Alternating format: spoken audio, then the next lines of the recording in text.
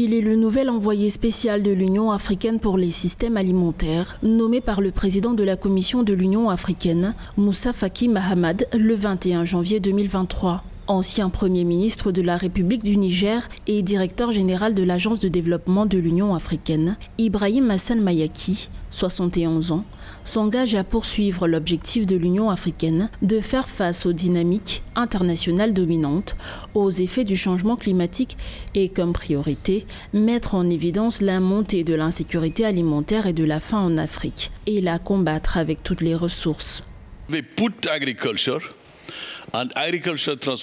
Nous plaçons l'agriculture et la transformation agricole au centre des stratégies de développement, alors qu'ils font que les comités mondiaux de donateurs se disent que l'agriculture n'est pas vraiment une priorité.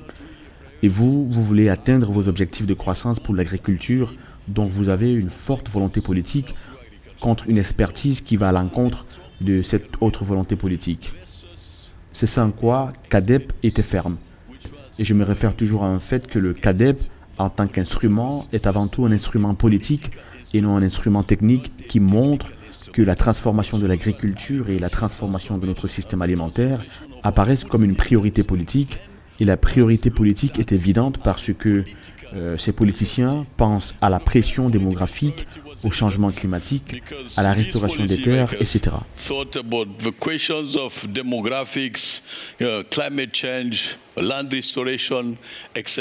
Pour accomplir ces nouvelles fonctions, il travaillera en collaboration avec le département de l'agriculture, du développement rural, de l'économie bleue et de l'environnement durable de l'Union africaine. Le dirigeant apporte des décennies d'expérience de leadership politique et institutionnel au plus haut niveau pour diriger le programme de développement à multiples facettes du continent. Il est titulaire d'une maîtrise de l'École nationale d'administration publique du Québec et d'un doctorat en sciences administratives de l'Université de Paris, en France. Outre les principales langues nationales du Niger, il parle couramment le français, l'anglais et l'espagnol. Si on veut augmenter la richesse en milieu rural où la majorité de la population est composée d'agriculteurs, il faut absolument faire venir le secteur privé. Mais faire venir le secteur privé dans un cadre ordonné, organisé, avec des règles. Et évidemment, tout l'enjeu aujourd'hui consiste à définir les règles appropriées pour l'attraction du secteur privé dans un contexte organisé. Donc le secteur privé est absolument essentiel, mais cette essentialité doit être régulée. Si un mot pouvait décrire le docteur Mayaki, ce serait probablement hyperactif. Ancien président d'honneur du Club du Sahel et de l'Afrique de l'Ouest en janvier 2019, le directeur exécutif de Hub Rural, une plateforme d'appui au développement rural en Afrique de l'Ouest et du Centre, située à Dakar. Il a pris part à l'Assemblée générale des Nations Unies autour du thème « Reconstruire la durabilité, répondre aux besoins de la planète, respecter les droits des peuples ». En 2021. La ville ou l'agglomération devient un enjeu non seulement de politique, mais également un enjeu en termes de planification. Dans ce contexte, il sera important de refléter deux notions qui me semblent essentielles.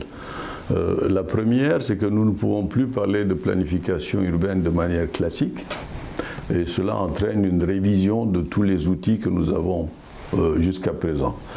Et le deuxième, c'est que la dimension spatiale du développement revient au centre des préoccupations de développement, ce qui n'a pas été le cas pendant très longtemps, car nous nous concentrions sur des approches sectorielles et des approches macroéconomiques.